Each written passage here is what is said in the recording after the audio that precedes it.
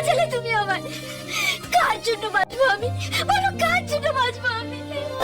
তুমি নিজের জন্য বাঁচবে, নিজের স্বপ্ন পূরণ করার জন্য বাঁচবে।